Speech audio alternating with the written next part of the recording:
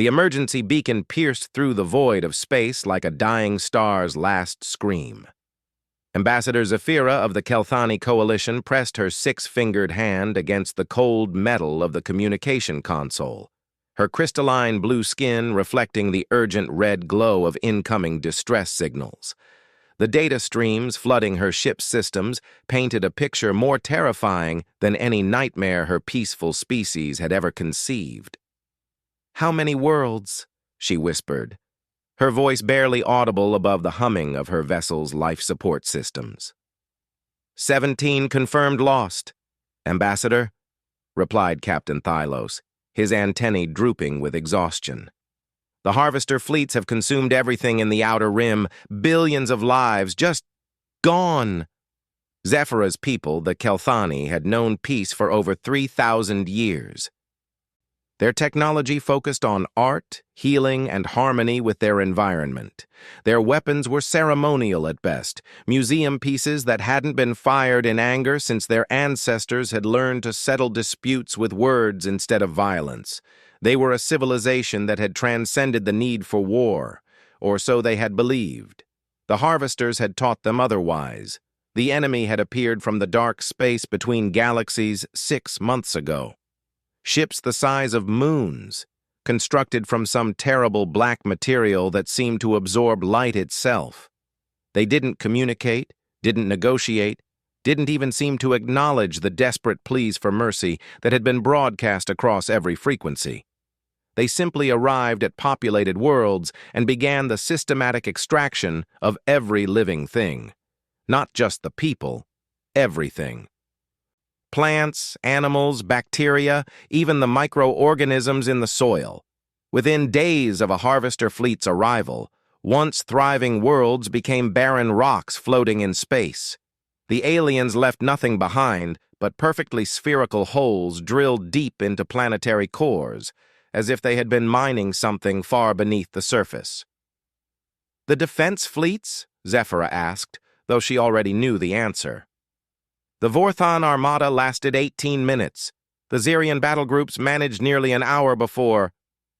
Thylos gestured helplessly at his display screens, showing empty space where proud civilizations had once flourished. Zephyra closed her eyes and tried to center herself using the meditation techniques her people had perfected over millennia. But peace seemed impossible when facing extinction. The coalition represented 47 different species, nearly 200 billion souls across dozens of star systems. All of them were looking to her for salvation she couldn't provide. "There has to be someone," she murmured. "Some civilization we haven't contacted, some military force we've overlooked."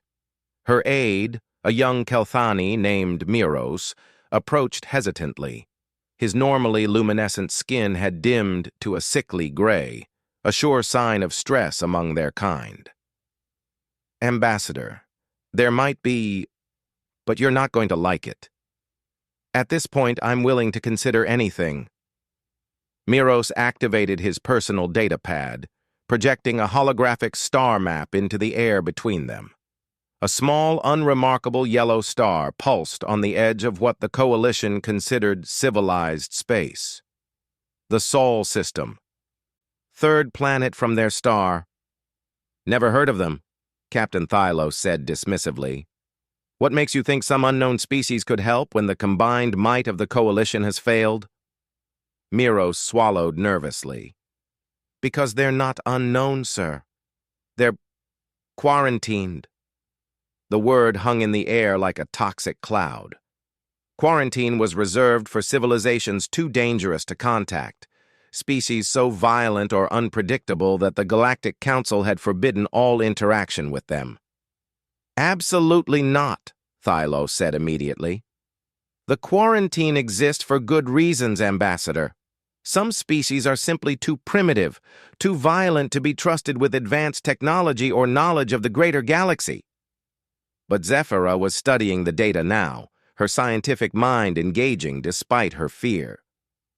"What kind of quarantine? Political instability? Weapons development?"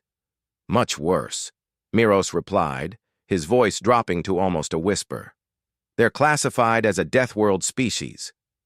The temperature in the room seemed to drop several degrees. Deathworlders were the stuff of legend, stories told to frighten young Coalition members into appreciating their peaceful existence. The theory suggested that some worlds were so hostile, so incredibly dangerous, that any species evolving there would become something fundamentally different from normal sentient life. "That's impossible," Thylos protested. "No species could survive the conditions necessary to be classified as a true death world. The radiation levels alone would—" "According to the surveys, their planet has active tectonic plates that regularly cause massive earthquakes," Miros interrupted, reading from his datapad. "Weather systems that can generate winds over 300 kilometers per hour. Predatory animals that hunt in packs. Gravity nearly twice what most Coalition species can survive. And they've somehow developed nuclear weapons." "Nuclear weapons?" Zephyra felt her heart skip a beat. The Coalition had moved beyond such primitive, destructive technology thousands of years ago. Worse, they've apparently detonated these weapons on their own planet, multiple times, for testing purposes. Miros paused, checking his data again as if he couldn't believe what he was reading. "And they're still alive." Captain Thylos was shaking his head vigorously. "Even if these humans exist, even if they could somehow help us, the risks are too great. Deathworlders don't just fight enemies, Ambassador. They are the enemy. Violence is all they know." Zephyr stared at the pulsing dot on the star map. Sul. Such a simple name for what might be their only hope. "Show me their technology assessment." Miros hesitated, then activated another section of his display.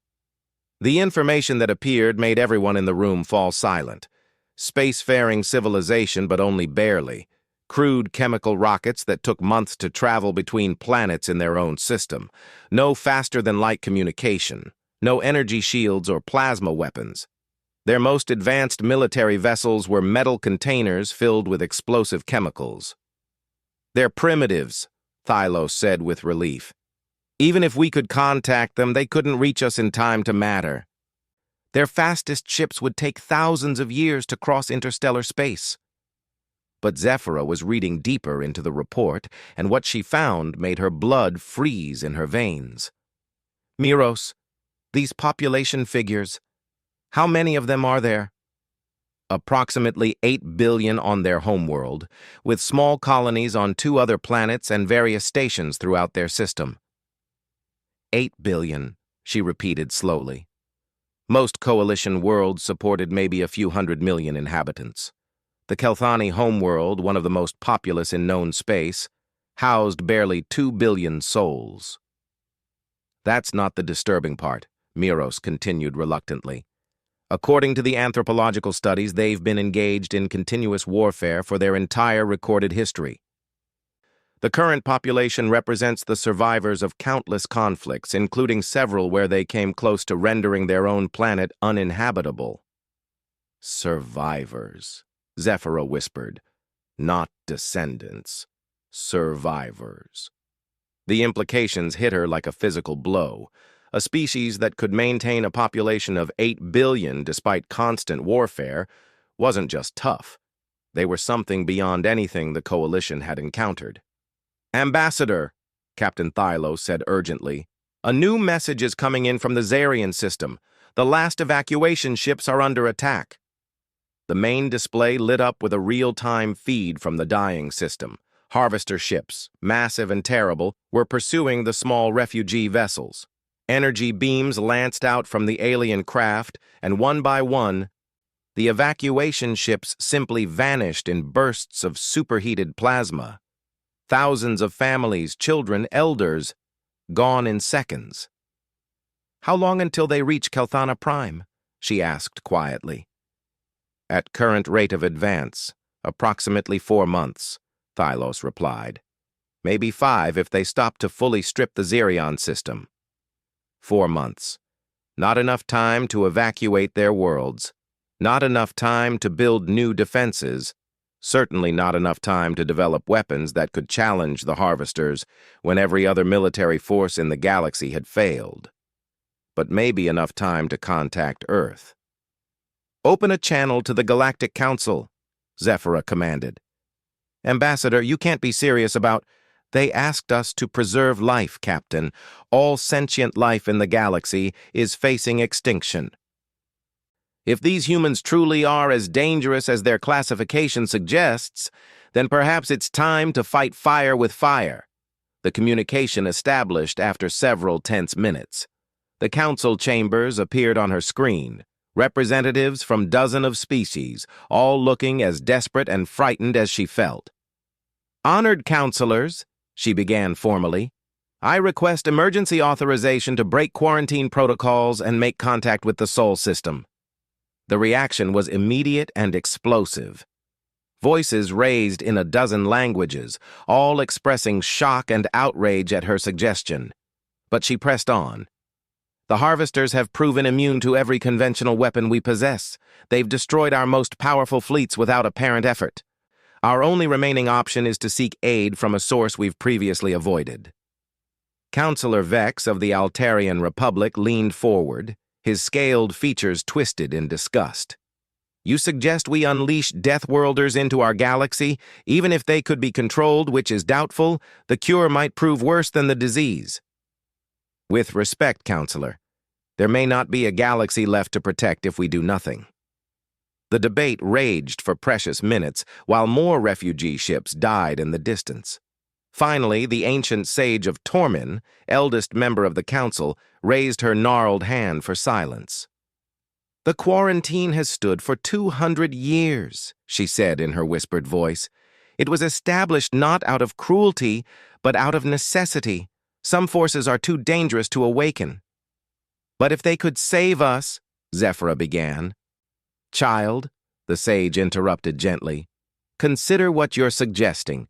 You want to contact a species that has survived nuclear warfare on their own world. A people so violent they've never known true peace. What makes you think they would help us, rather than simply taking what they want?" Zephyra looked around the council chamber, at the frightened faces of representatives whose worlds might be dead before the next meeting. "Because," she said finally, "someone has to ask." The vote was close, closer than it should have been for such a momentous decision. But fear won over caution, and emergency authorization was granted. Now came the hard part. Actually making contact with a species that supposedly didn't even know other intelligent life existed. The message array took 3 days to modify, requiring technology that violated a dozen interstellar treaties. But treaties meant nothing if everyone was dead. The signal, when it finally launched, was unlike anything the Coalition had ever transmitted. Instead of the usual diplomatic frequencies, they broadcast on electromagnetic wavelengths the humans might actually be monitoring.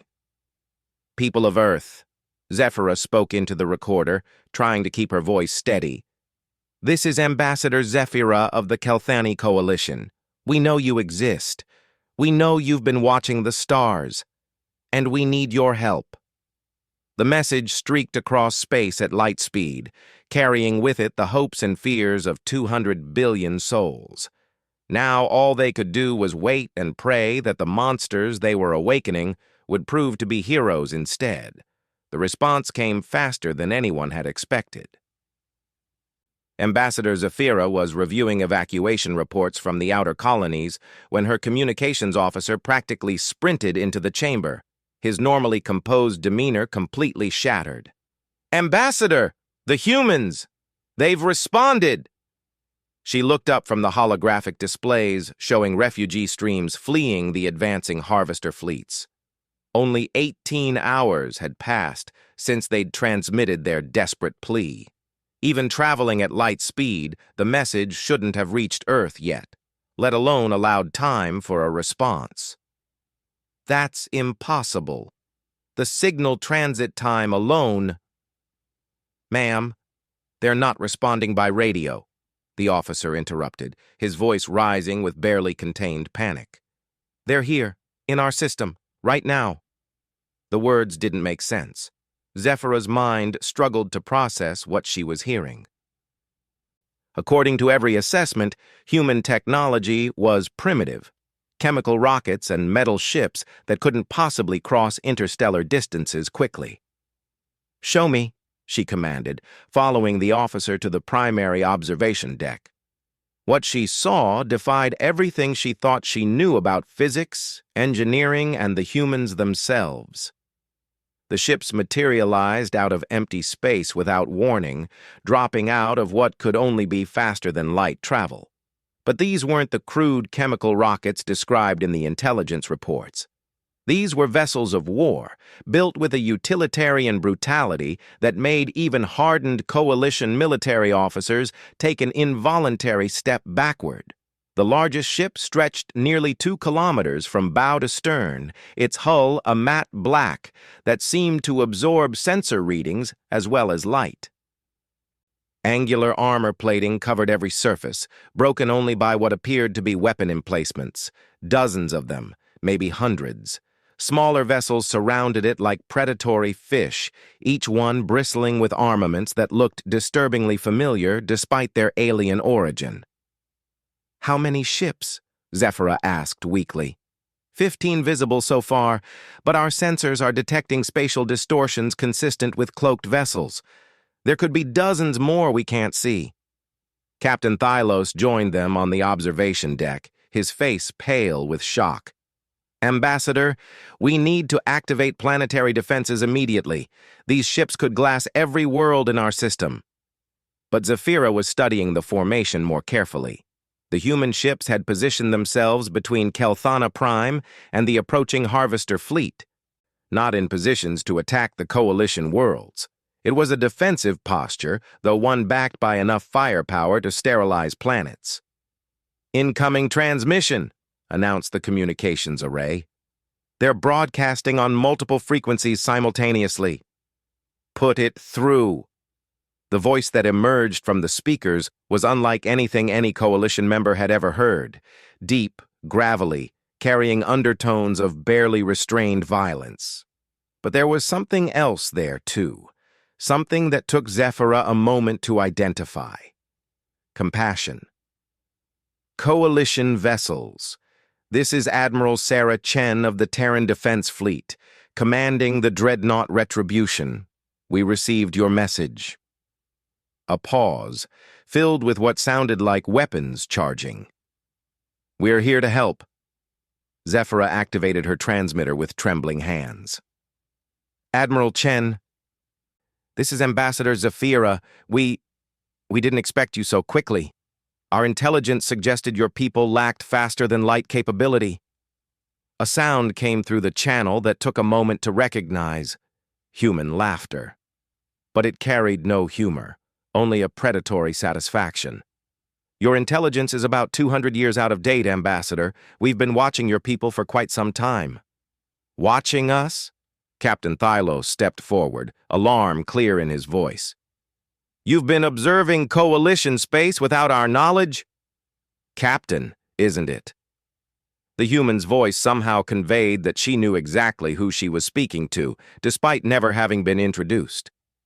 "We've been watching everyone. It's what we do. The quarantine kept us from making contact, not from learning." The implications hit like a physical blow. While the coalition believed they had successfully contained the dangerous humans to their home system, the humans had been studying them, learning their technologies, their weaknesses, their capabilities.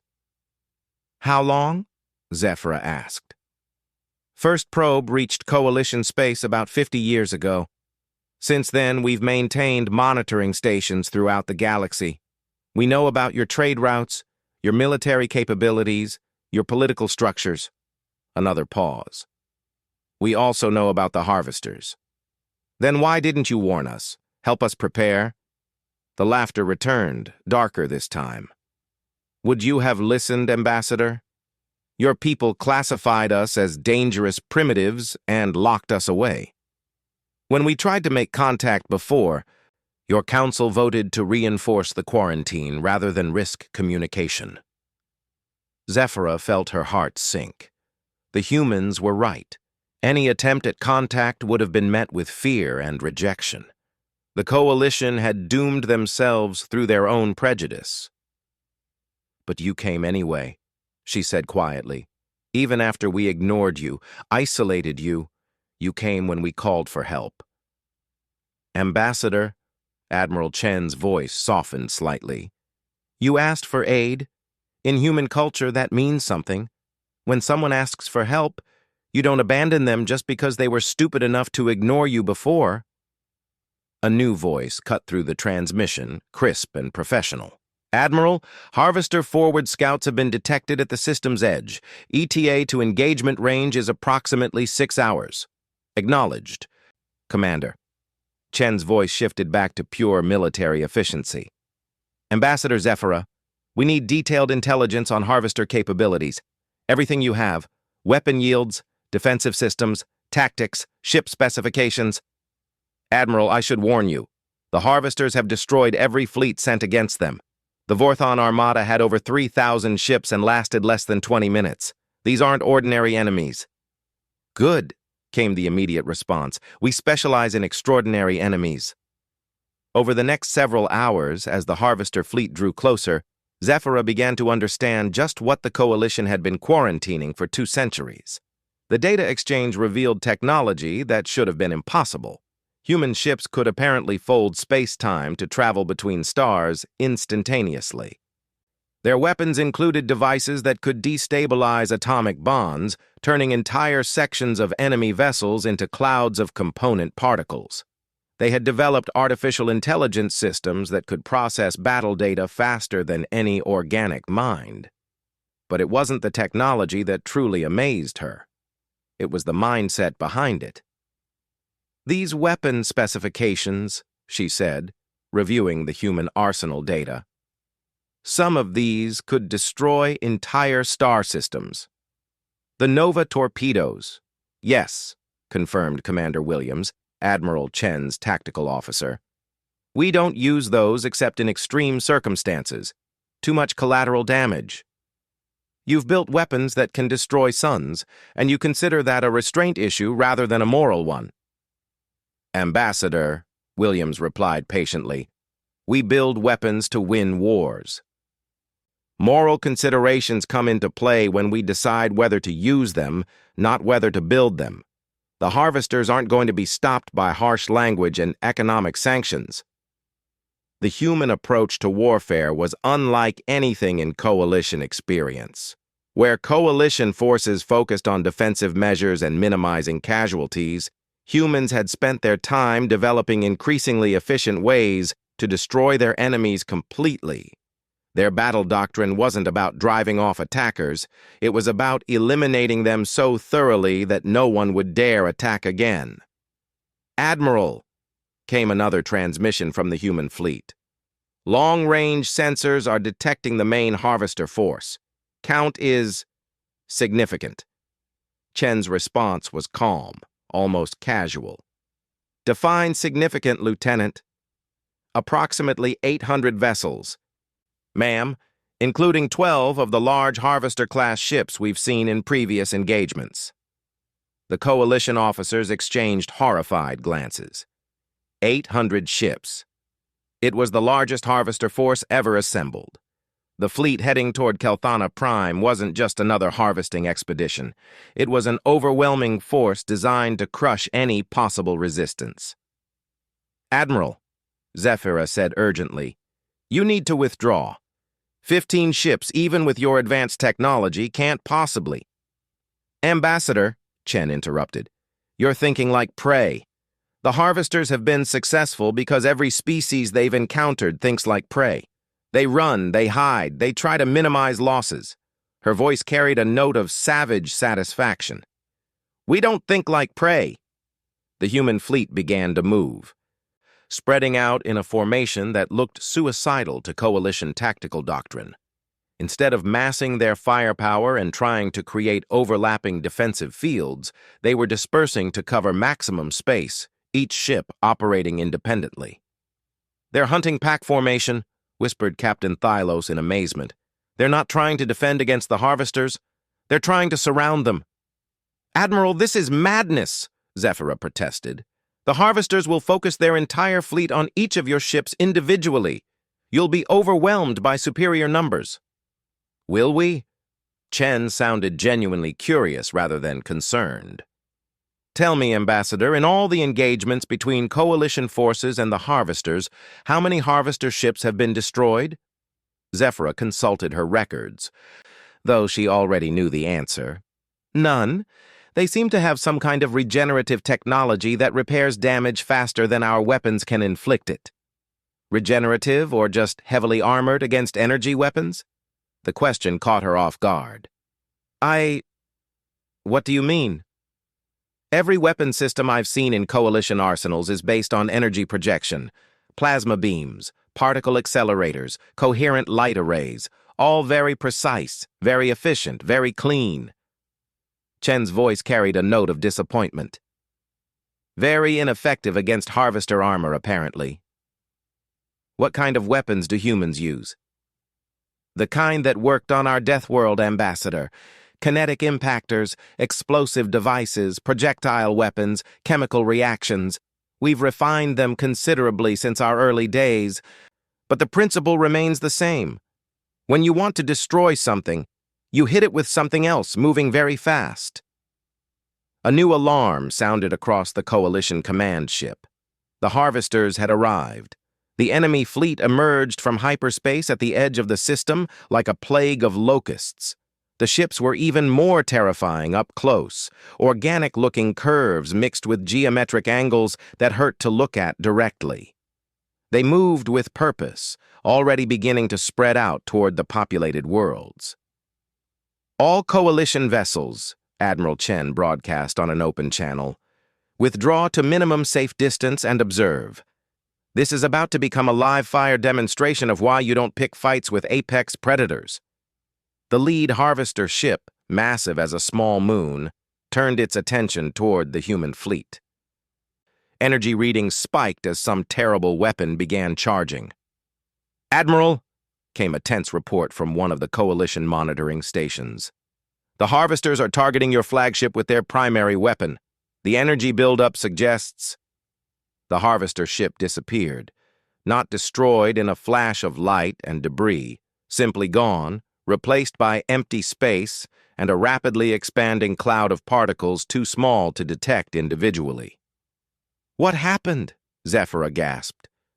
Where did it go? Admiral Chen's voice carried the satisfied tone of a teacher whose student had finally grasped a difficult concept. Kinetic kill vehicle, Ambassador. Depleted uranium slug accelerated to 90% light speed. The harvester's shields were designed to deflect energy weapons, not solid projectiles moving at relativistic speeds. The remaining harvester ships seemed to pause, as if processing the sudden loss of their flagship. Then they moved, faster than anything that size should be able to move, converging on the human vessels with obvious hostile intent. The battle that followed redefined everything the Coalition thought they knew about space warfare. The humans didn't fight like a disciplined military force. They fought like a pack of wolves. Individual ships would dart in, deliver devastating attacks, then withdraw before the harvesters could respond effectively. When cornered, human vessels would sometimes ram their enemies rather than surrender, their ships apparently designed to survive collisions that would destroy any other known vessel. Most terrifying of all was their apparent lack of concern for their own safety. Coalition doctrine emphasized preserving ships and crew above all else, but the humans seemed to consider their vessels expendable resources in pursuit of victory. Admiral, Zephyra broadcast desperately as she watched a human destroyer apparently sacrifice itself to eliminate 3 harvester ships. Your losses are acceptable, Chen replied calmly. Commander Harrison knew what he was signing up for when he volunteered for this mission. Volunteered? Your people volunteered to die? Ambassador, every human in this fleet volunteered. We told them exactly what they'd be facing and asked for volunteers anyway. We had to turn away more applicants than we could accommodate. The battle raged for 2 hours. When it ended, the Harvester fleet had been completely annihilated. Not a single enemy vessel survived. The humans had lost 4 ships, with 2 more heavily damaged but repairable. In 2 hours, a single human battle group had accomplished what the combined military might of the coalition had failed to do in months of warfare. "Admiral," Zephyra said into the sudden quiet, "how do we thank you for this?" Chen's response was immediate and chilling in its implications. "Don't thank us yet, Ambassador. This was just their scouting force." The main Harvester fleet arrived 3 days later. Ambassador Zephyra stood on the observation deck of her ship, watching sensors track the incoming armada with growing horror. The force that approached Kelthana Prime made the previous attack look like a minor skirmish. Over 5,000 vessels emerged from hyperspace, including massive command ships that dwarfed anything the Coalition had ever constructed. "Admiral," she transmitted to the human fleet, trying to keep the desperation from her voice. "The numbers. Surely even you can't fight this many." Admiral Chen's response carried the same calm confidence she'd maintained throughout their first encounter. "Ambassador, you're still thinking in terms of traditional warfare. Numbers only matter if you fight the enemy where they expect to fight." "What do you mean?" Instead of answering directly, Chen opened a channel to what sounded like the entire human fleet. "All vessels, initiate Protocol 7. Prepare for deep strike operations." Zephyra watched in amazement as the human ships began to disappear. Not destroyed, simply fading from sensors, as if they'd never existed. "Admiral, where are your ships going?" "Hunting, Ambassador. The Harvesters think in terms of harvesting worlds, consuming populations, stripping resources. They're focused on their target." Chen's voice carried a predatory satisfaction. "They've forgotten the first rule of warfare on a death world. Always check your back trail." What followed challenged everything the Coalition understood about space combat, military strategy, and the nature of intelligence itself. The humans didn't engage the Harvester fleet directly. Instead, their ships appeared throughout the galaxy, striking at locations that seemed random until the pattern became clear. They were attacking Harvester supply lines, support bases, and communication relays with surgical precision. "How did you find these installations?" Zephyra asked, as reports flooded in from across Coalition space. Human strike teams were simultaneously hitting dozens of hidden Harvester facilities that Coalition intelligence had never even suspected existed.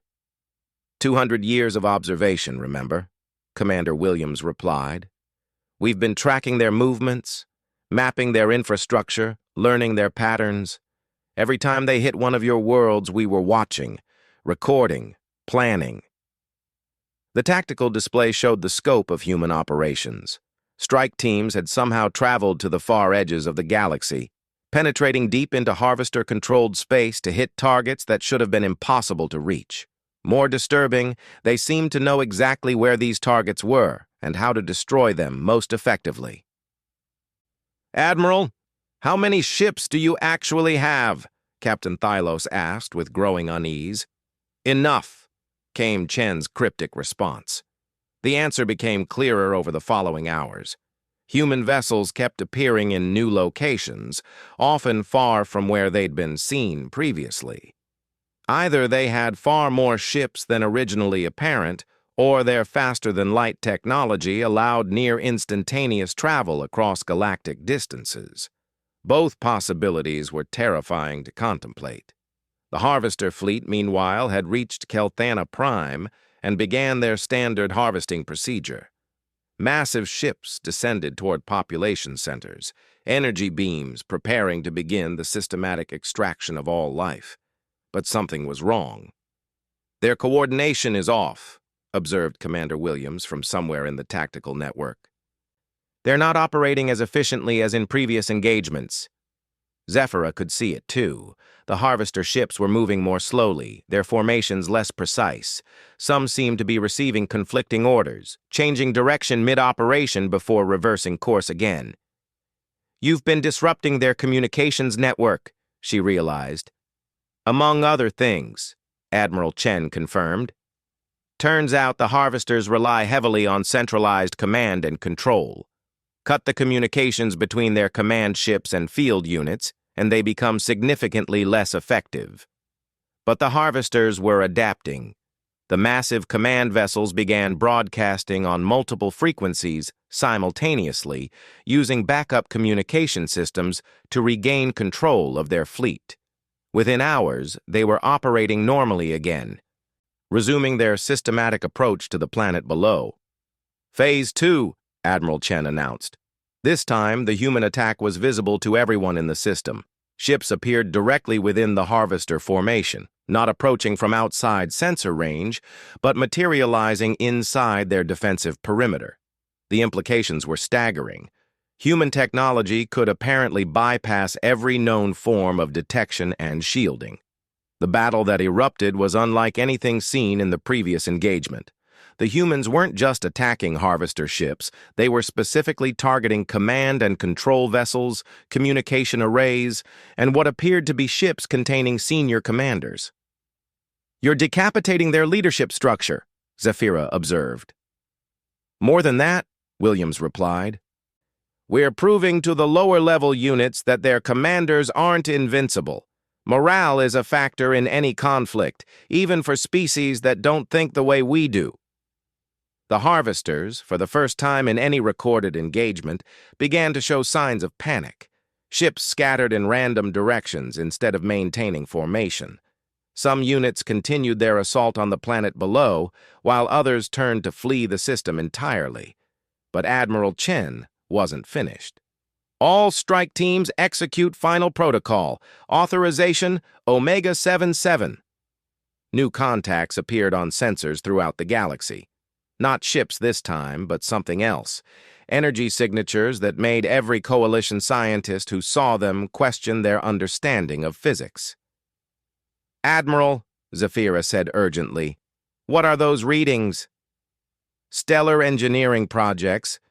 Ambassador, we've been placing them for the past 50 years, waiting for the right moment to activate them." The truth hit her like a physical blow. "You've been preparing for this war for decades." "We've been preparing for this war since we first detected the harvesters, nearly a century ago. We knew they'd eventually turn their attention to Coalition space, and we knew the Coalition couldn't stop them with conventional warfare." The energy signatures throughout the galaxy suddenly synchronized, creating a network that spanned thousands of light years. When it activated, the effect was immediate and devastating. Every harvester ship in the galaxy simply stopped. Not destroyed, not disabled, stopped. Their engines shut down, their weapons powered off, their communication systems went silent. Across dozens of star systems, the mighty harvester fleets became nothing more than lifeless hulks drifting in space. "What did you do?" Zephyra whispered. "Electromagnetic pulse, Ambassador. Galaxy-wide, synchronized, and specifically tuned to harvester technology. We've been studying their systems for years, learning how they function, identifying their weaknesses." Chen's voice carried grim satisfaction. "Turns out they're vulnerable to the same kind of interference that could disable our own early electronics." The implications were staggering. The humans had not only developed technology capable of coordinating simultaneous effects across galactic distances, but they'd done it secretly, without the Coalition's knowledge, while supposedly quarantined to their home system. "How long have you been able to do this?" Captain Thylos asked. "The technology has existed for about 30 years. We only built the network after we confirmed the harvesters were a genuine existential threat." Admiral Chen paused. "We hoped we'd never need to use it." Across the galaxy, Coalition forces were reporting the same phenomenon.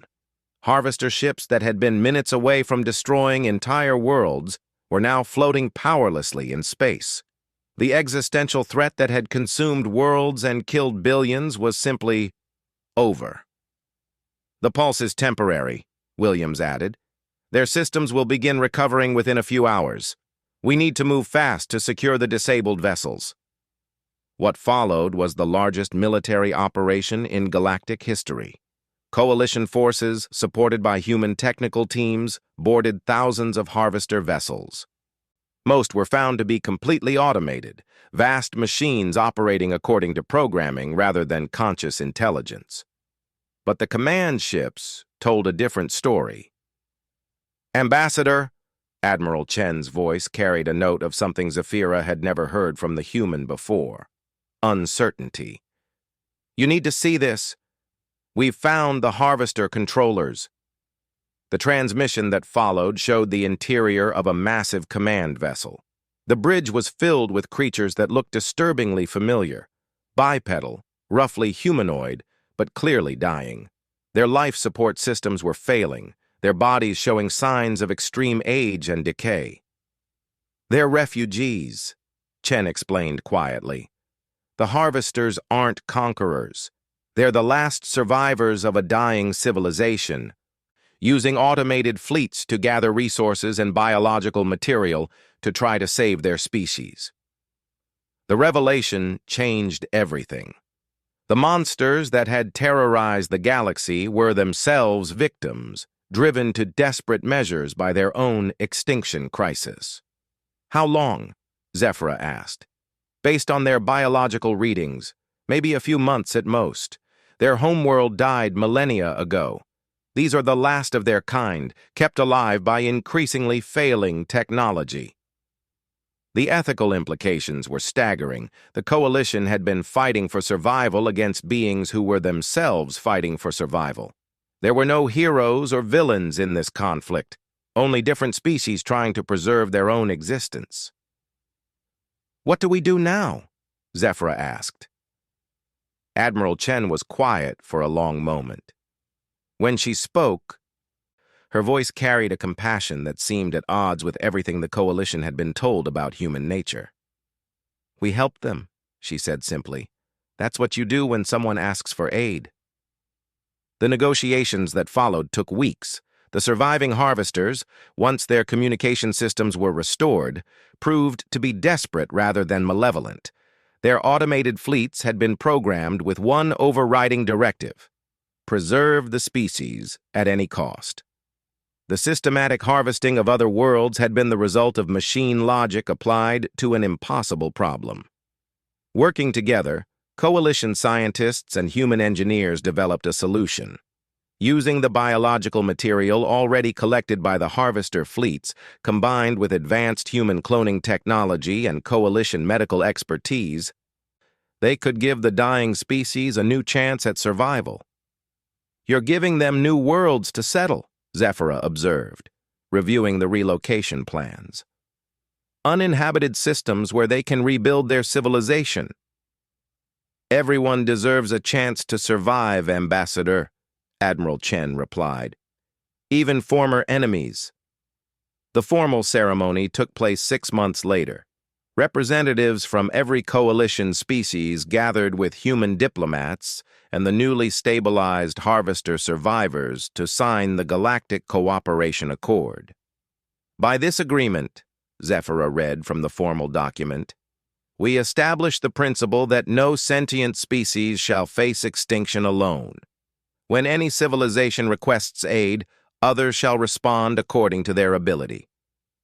Admiral Chen signed for humanity with a simple flourish, then looked up at the assembled delegates. "We also request that the quarantine on human space be formally lifted. It's time for us to join the galactic community properly." The vote was unanimous. Later, as the ceremonies concluded, Zephyra found herself alone with Admiral Chen on the observation deck of the Coalition flagship. "I have to ask," she said quietly, "what would you have done if we hadn't called for help? If we'd left the quarantine in place and tried to handle the harvesters on our own?" Chen was quiet for a moment, watching the stars. "We'd have intervened anyway," she admitted. The galaxy-wide EMP network was always the final option if conventional methods failed. We couldn't let entire civilizations die, even if they'd rejected us. You would have saved people who had spent centuries calling you monsters. Ambassador, Chen said with a slight smile. That's exactly what heroes do. As the fleet prepared to depart, carrying news of the Accord to worlds throughout the galaxy, Zafira reflected on everything that had changed. The coalition had gained powerful allies. Former enemies had become refugees in need of aid, and the galaxy had learned that sometimes the monsters you fear might be exactly the heroes you need. The humans were returning to their ships, preparing to establish formal diplomatic relations with every coalition world. The age of quarantine was over, replaced by an era of cooperation that might have been impossible without the crisis that had brought them together. "Admiral," Zephyra called as Chen prepared to leave. "Thank you for everything." The human turned back, and for the first time, Zafira saw her smile without any trace of predatory satisfaction, just genuine warmth. "You asked for aid, Ambassador," she replied. "We answered the call. That's what neighbors do." As the human fleet departed, their ships disappearing into hyperspace with technology that still amazed coalition scientists, Zafira realized that the galaxy had fundamentally changed. The age of isolated civilizations and fearful quarantines was ending. In its place was something that had never existed before, a truly unified galactic community built on the principle that no one should face extinction alone. The Deathworlders had come when called, and they'd brought with them something more powerful than weapons or technology, the radical idea that even former enemies deserved the chance to survive and thrive. The galaxy would never be the same,